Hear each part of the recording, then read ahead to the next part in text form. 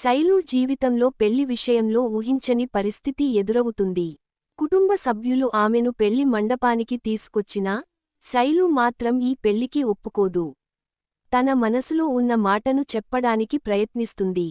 తాను కేశవ్ను ప్రేమిస్తున్నానని శైలు స్పష్టంగా చెబుతుంది. కాని ఆమె మాటలను ఎవరూ పట్టించుకోకుండా పెళ్లి జరిపించడానికి ప్రయత్నిస్తారు. పరిస్థితి మరింత ఉద్రిక్తంగా మారడంతో శైలు చివరకు అందరి ముందు ఒక సంచలన నిజాన్ని బయటపెడుతుంది. తాను 2 నెలల గర్భవతినని శైలు చెబుతుంది. ఈ మాట విన్న వెంటనే పెళ్లి మండపంలో ఉన్న ప్రతి ఒక్కరూ ఒక్కసారిగా షాక్ అవుతారు.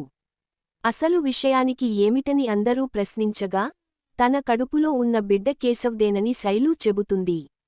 శైలు చెప్పిన ఈ మాటతో అక్కడి పరిస్థితి పూర్తిగా మారిపోతుంది. ఇప్పటివరకు జరుగుతున్న పెళ్లి ఒక్కసారిగా ఆగిపోయే పరిస్థితి వస్తుంది.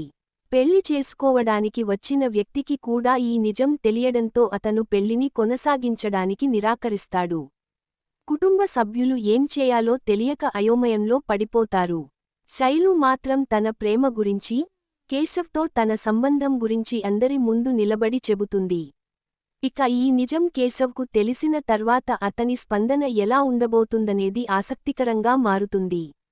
శైలు చెప్పిన మాటలను కేశవ్ అంగీకరిస్తాడా, లేక ఈ విషయంలో మరో కొత్త సమస్య మొదలవుతుందా అనేది చూడాల్సి ఉంటుంది. మరోవైపు మహా, చక్రి మధ్య సన్నివేశాలు మాత్రం పూర్తిగా భిన్నంగా సాగుతాయి. చక్రి మహాను సైకిల్ పై తీసుకెళ్తాడు. ఇద్దరూ కలిసి సమయం గడుపుతూ కనిపిస్తారు. వారి మధ్య ఉన్న అనుబంధం ఈ సన్నివేశాల్లో మరింత స్పష్టంగా కనిపిస్తుంది. ఒకవైపు శైలు జీవితంలో పెళ్లి ఆగిపోయి పెద్ద సమస్య మొదలవుతుండగా, మరోవైపు మహా, చక్రి మధ్య బంధం మరింత దగ్గరవుతున్నట్లు కనిపిస్తుంది.